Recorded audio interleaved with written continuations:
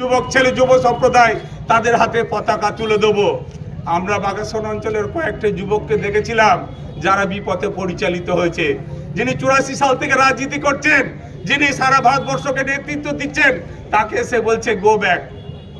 আমরা আপনাদের কাছে সাবধান করে দিতে চাই, তৃণমূল কংগ্রেস এসেছেন, তৃণমূল কংগ্রেসের পতাকাটা নিয়েছেন, আমরা দলের দায়িত্ব দিয়েছিলাম, উপপ্রধানের দায়িত্ব দিয়েছি, বিভিন্ন এলাকায় নেতৃত্বের দায়িত্ব দিয়েছি, অঞ্চলের দায়িত্ব দিয়েছি। দায়িত্ব দেওয়া মানে এই কথা নয় যে মানুষের ওপর আপনি অত্যাচার করবেন। আমরা প্রতি ইঞ্চিতে ইঞ্চিতে বুঝে নেব। মালডাঙ্গা বাজার, মন্তেশ্বর বাজার, কুসুমগ্রাম বাজার, সাধারণ মানুষের ওপর যে অত্যাচার হয়েছে, আমাদের নেতা সিদ্দিকুল্লাহ চৌধুরী 25শে মার্চ ডাক দিয়েছেন, মন্তেশ্বরের মাটিকে আমরা পবিত্র করব। উন্নয়ন কাটোয়াতে হয়েছে, উন্নয়ন ভাতারে হয়েছে, উন্নয়ন মেমারিতে হয়েছে, উন্নয়ন মন্তেশ্বর ব্লকে হয়েছে, কিন্তু মন্তেশ্বর ব্লকে কিছু আগাছা তৈরি হয়েছিল। আমরা সিদ্দিকুল্লাহ চৌধুরীর নেতৃত্বে সেই আগাছাগুলোকে আগামী বিধানসভা নির্বাচনের পর সমূলে উৎখাত করে দেবো। পঞ্চায়েতে গেলে মানুষের ক্ষেত দেওয়া হয়। আপনি কোথা থেকে আসছেন, কেন এসেছেন?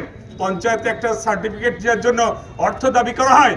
আমাদের নেত্রী মমতা বন্দ্যোপাধ্যায় বাংলার মানুষের 20 লক্ষ বাড়ি তৈরি করে দেওয়ার সঙ্গে সঙ্গে মুখ্য সচিবের নেতৃত্বে, স্বরাষ্ট্র সচিবের নেতৃত্বে, এসপির নেতৃত্বে হেল্পলাইন চালু করেছে।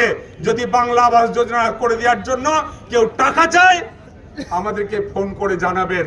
আমরাও আগামী দিনে বিধানসভা নির্বাচনের পর আমাদের যারা নেতৃত্ব আছে, আতিকুর রহমান থেকে সুব্রত মুখার্জি, সকলের নেতৃত্বে হেল্পলাইন চালু করে দেবো। যারা অত্যাচারিত হয়েছে, যারা টাকা দিয়েছে, তাদের আমরা আগামী দিনে প্রকাশ্য আপনাদের কাছে, যারা তৃণমূল কংগ্রেসের সম্পদ, তাদের কাছে ক্ষমা চাওয়াবো। আজকে এটা আমাদের শপথ। মন্তেশ্বর বিধানসভায় আমরা যে ভোটে জয়লাভ করেছিলাম 2021 সালে, আমরা নিশ্চিত তার থেকে বেশি ভোটের ব্যবধানে জয়যুক্ত হব। কেন জয়যুক্ত হব? যারা সাম্প্রদায়িক রাজনীতি করছে তাদের বিরুদ্ধে আমাদেরকে সকলকে একজোট হতে হবে। 100 দিনের কাজের টাকা দেয়নি, বাংলা আবাস যোজনার টাকা দেয়নি। মমতা বন্দ্যোপাধ্যায় কয়েকদিন আগে যুব সাথী এবং ক্ষেত মজুদের অনেক সহযোগিতা করেছেন, আগামী দিনে অনেক সহযোগিতা পাবেন। আমি শুধু বক্তব্য দীর্ঘায়িত করব না, একটা কথা বলে যাই, যারা দায়িত্ব নিয়ে দায়িত্ব পালন করতে পারেনি, যারা দায়িত্ব নিয়ে মানুষের উপর ক্ষমতার অপব্যবহার করেছে, মালডাঙ্গা বাজারে দোকান বসানোর নাম করে টাকা নিয়েছে, হোর্ডিং বসানোর নাম করে টাকা নিয়েছে, তৃণমূল কংগ্রেসের নাম করে টাকা নিয়েছে। আমাদের দলের নেতা অভিষেক বন্দ্যোপাধ্যায় ঘোষণা করেছেন, আপনি রাস্তা দিয়ে যাবেন, মানুষ চোখ তুলে দেখবে যে এটা একটা তৃণমূল কংগ্রেসের কর্মী যাচ্ছে। আপনাকে দেখে মানুষের মাথা শ্রদ্ধায় অবনত হয়ে যাবে, না এরা মমতা বন্দ্যোপাধ্যায়ের সৈনিক, না এরা হচ্ছে অভিষেক বন্দ্যোপাধ্যায়ের সৈনিক। যারা মমতা বন্দ্যোপাধ্যায়, অভিষেক বন্দ্যোপাধ্যায়ের নেতৃত্ব থেকে বিচ্যুত হয়েছে, তার আদর্শ থেকে বিচ্যুত হয়েছে, আগামী দিনে আমরা মানুষের কাছে তাদের ক্ষমা চাইবো।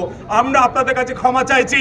আমরা হয়তো অযোগ্য ব্যক্তিদের হাতে এই ক্ষমতার দায়িত্ব তুলে দিয়েছিলাম, অযোগ্য ব্যক্তিকে চেয়ারে বসিয়েছিলাম।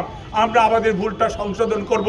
শুধুমাত্র আপনাদের কাছে ক্ষমা ভিক্ষা চেয়ে আগামী বিধানসভা নির্বাচনে সিপিএম, কংগ্রেস, বিজেপি এবং আরও যে সমস্ত দল এখানে আসবে, তাদেরকে ভোট দেওয়া মানে বিজেপিকে সমর্থন করা, ওই হারমাদ বাহিনীদেরকে সমর্থন করা।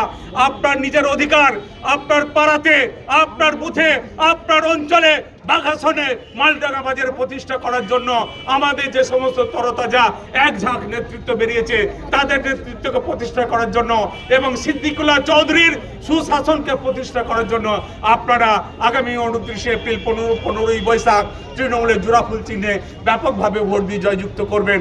আর আপনাদের আশা আকাঙ্ক্ষা পূরণ করার দায়িত্ব আমরা নেব। এই কটি কথা বলে